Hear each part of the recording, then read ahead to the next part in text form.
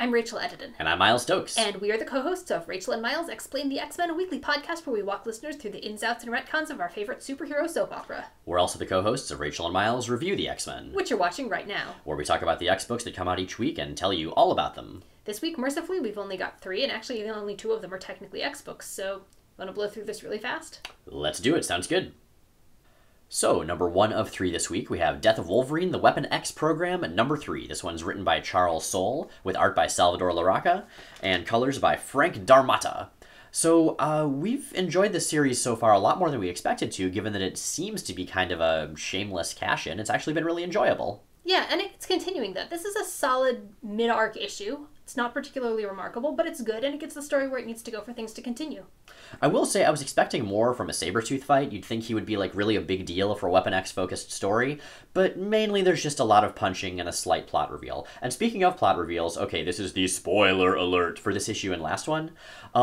So we're starting to realize that the voice in Sharp's head that has seemed to somehow be the voice of Wolverine from beyond the grave, maybe isn't based on some things Sabretooth reveals, and we see Sharp sort of reforging his mask into something new. So we've been trying to guess who it might be.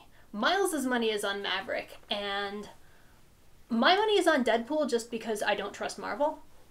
If this is Deadpool in his head, then Deadpool has gotten a lot more dark and serious and straightforward. Didn't he, though, in Original Sin? Didn't they do some kind of, like, super dark, serious storyline with him?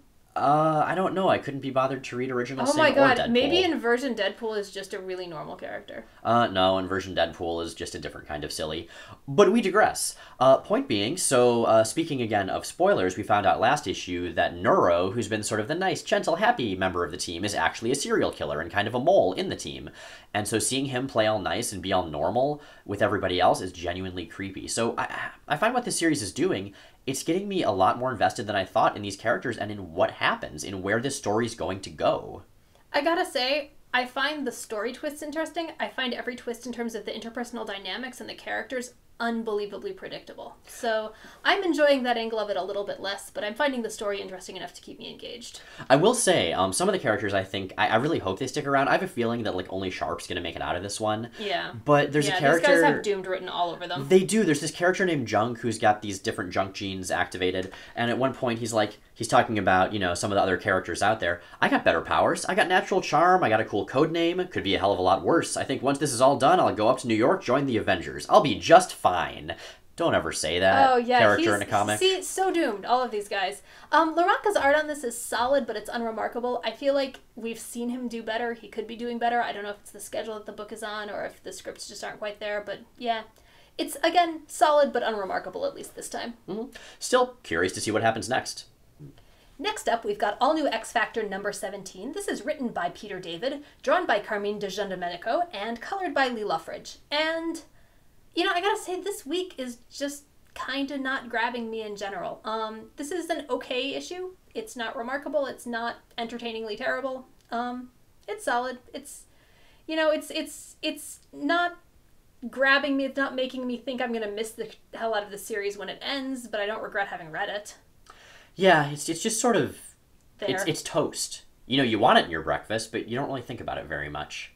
I will say there are some things that I did like. Once again, Peter David is great at... This eyebrow's just never gone down. Peter David is great at sort of bickering, for lack of a better term, between his characters. He's good at snark. He's good at sitcom snark. Mm-hmm. And so this time around, we see Longshot and Sunfire, who are inverted heroes, show up trying to get the nuclear football from X Factor so that the president can nuke Russia, because that's what you do when the Red Skull makes you mad, apparently. And, yeah, I love them. They're sort of this bizarre, mismatched odd couple, and while neither really sounds like their normal universe selves, they're still entertaining, and I really enjoy how much they don't enjoy working together. See, I didn't read that as Access. I just read that as Peter David doesn't write Longshot well, which he never really has. Yeah, that's fair. I mean, there is some good snark of Longshot just being a total dick in a way that I do buy as inverted Longshot, but by and large, he just doesn't have the same uniqueness that he did during, say, the Australian era of X-Men. The thing is, we've seen what basically amounts to inverted Longshot during Inferno, and it would make so much more sense to me if he went back to that. But the other thing that's getting me about this issue, I'm just going to be complainy for a minute here. Okay. Is the art. The art is solid. Di Giandomenico is pretty good. The colors are doing it absolutely no favors. I do not know who is making these calls ultimately, but it's so incredibly muddy. I mean, it looks like it looks like Luffridge colored the whole thing and then just dumped a ton of yellow over all of it. And I mean, I think I kind of get what the book is going for. It's going for a very designy look, since this is like the Google team essentially. Yeah, but there's design. This isn't Google design. This isn't that would be really clean and it would be really really readable. And in this, it actively gets in the way of the storytelling. It makes characters blend into backgrounds. It makes action difficult to follow, and it makes for a frustrating read that frankly doesn't need to be. That being said, I will watch Longshot's new haircut in any circumstances endlessly with a look of sheer delight on my face, regardless of what's going on around him. Truth.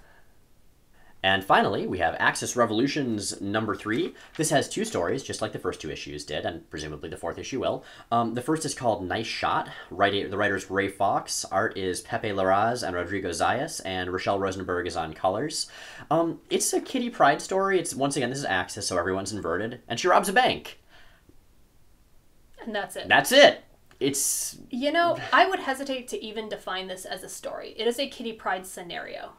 Yeah, I mean, it's got some fun parts. Like, I like how she uses her powers to, like, phase different parts of a bank vault door into each other to get in. It's cool. Oh, yeah, that's awesome. Watching Kitty Pryde rob a bank is delightful, but, it's not a story. Yeah, I feel like what you should do with Axis, and we've seen Axis Revolutions do this sometimes, is grant some insight to the characters that you're really focusing on. Like, what defines them, and then when they get inverted, what kind of counter defines them? What does that tell us about who they are in general? And what this tells us is that Kitty Pryde robbed a bank. She can phase. She can use her powers cleverly. No personality. Yeah. Again, it's not offensive. It's just sort of there. Yeah, the art is really nice. There are some very cool visual tricks. You can do a lot of rad stuff when you're playing with phasing, and, the art team does. But yeah, it's just kind of there. The second story, on the other hand. The second story I enjoyed the hell out of. This is Castles in the Sand, written by Frank Barbiere, with art by Victor Santos and colors by Lauren Aff. And it's about Sandman. Now, Sandman, of course, is not really an X-Men character at all, so normally we wouldn't be covering stuff. But hey, this is an X-Men-ish book, so we get a chance to. And, Sandman wasn't there when the big inversion spell was cast, so he's not inverted. He just hears on the news about various villains doing good things. He's like, hey, maybe I should give that a shot. And I really love, like, what a schlubby blue-collar dude Sandman is in this story. And a lot of that, I think, is the art. The art really suits this. It's wonderful. Yeah, it really does. See, I love this as a perspective on inversion, too. A non-inverted character looking at what's going on and saying, hey, why not? Because I think Sandman's always been a vaguely sympathetic villain. Yeah, I mean, he's never been, more so than others. I mean, he turned to villainy because his kid was dying. I'm sorry, my Sandman idea is mostly from the movies. Oh, jeez. Yeah, I know. I know, I kind of fail there, but... Regardless, yeah, I mean, again, he's never... Yeah, X-Men and Asgard are my marble. So. But yeah, Sandman's definitely never been, like, the Red Skull or anything. Right, he's just sort of a petty criminal. So I buy him being like, well, yeah, I'll try being a good guy. And he's really good at it, too. Like, his plan is really smart. He uses his powers in rad ways. He interacts with the idea of being good in really interesting, novel ways that aren't inverted. They're just, I mean, he's still... not a traditional good guy, and it's clever and it's smart and it's a good character shot. Yeah, and it's fun just seeing him basically stage a break-in with one of his old criminal teams, just to have a chance to do something really good. And of course, at the end, the media is like, all this carnage happened and it's all Sandman's fault. And it's just sort of a womp, womp, womp kind of ending, and we're back to the schlubby blue-collar vision of the Sandman. And it's a short, concise, fun story. And, that's nice to see right now. It's nice to see something that's not so overblown or huge or, too on-the-nose symbolism-wise. It's just fun. It's a comic that's fun. It's also an unbelievable rarity in an event in that it's a short, well-paced, entirely standalone, and totally accessible introduction to a character. So, Miles, what's our issue of the week? So our issue of the week is the second half of Axis Revolutions number 3, that Sandman story we were just talking about. That's probably kind of cheating. It's half an issue. A, we only have 3 issues this week. B, that's divided in half, and C, it's our damn YouTube channel, so we do what we want. I mean, once our issue of the week was a toy that had come out a year before, so honestly, I think we're doing pretty well this time. Rebels. We're like Cyclops, just taking on the world. I'm great at video reviews. Yes. So anyway, it's a fun story. I definitely had the most fun reading it, and while it doesn't tell me anything immensely insightful about the psychology of Adam X the Extreme or something, it's really not an X-Men story at all. I'll take enjoyment. It's really nice just to enjoy something sometimes. Also, the bar was low. What about our panel of the week? Well, as it happens, our panel of the week is from the exact same story. Let me get that up on the screen. And honestly, it's not a super exciting panel, not a super exciting composition, but we've just got a really big soft spot for railing kills. Seriously, so many railing kills. And I don't know, I also just like the sense of space in this. It really feels like a three-dimensional physical space that's handled very well by the artist. It manages to be both cartoony and convey a sense of realism at the same time, and I dig that. So that's the end of that. A nice and easy 3 issues this week, quite in contrast with the 8 we'll be doing next time. That's a lot of comics. Seriously. If you like what you're seeing here, please check out our podcast, Rachel and Miles Explain the X-Men. You can find it online at rachelandmiles.com, also on iTunes and Stitcher. New episodes go up every Sunday. What are we talking about this week, Miles? I'm really excited about the episode this week. It actually includes the issue that was the part of the big contiguous run of X-Men my father gave me many years ago. And man, what a starting place. I'm kind of amazed that you stuck with it after that one, because that's really jumping into the deep end. It was very confusing, it's true, but man, we have everything. We have Robert E. Howard's Conan sort of pastiched into a bunch of random X-Men and Avengers stuff with a lot of things that are really confusing and a necklace that comes out of a fish. We had a lot of fun recording this one. You should also, definitely there's a listen. Big techno-organic beard. What more do you need in life? If Seriously. you want to see those things, you should check out the visual companions that go up at rachelandmiles.com to every episode. We also post articles, art, and a lot more at the website. So if you're watching or listening on iTunes or Stitcher, please click over and check it out. And yeah, everything we do, X-Men-wise, is made possible by our generous Patreon supporters. You guys are rad. We love you a whole lot. Thank you so much for making this possible. And if you'd like to become a Patreon supporter, which we would love, please check out the link below this window. And you can do so. So speaking of Patreon supporters, can we talk about what they just unlocked? Oh, yeah. We should totally tell them. So our latest milestone goal that you guys unlocked was T-shirts of the month. And that means that every month we're going to have a new limited run T-shirt. And we just put up the first one. It is designed by Dylan Todd, who designed the Probably a Summers Brothers shirt, and the Magneto Made Some Valid Points shirts, so obviously is amazing.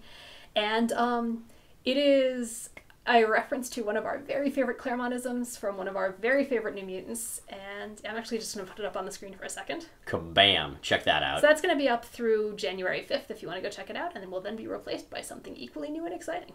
In the meantime, we will nigh invulnerable see you, nigh invulnerable next time. That makes no sense. Okay, I'm going to stop this and just save it as outtakes. Oh, sure. Yeah, because we're terrible.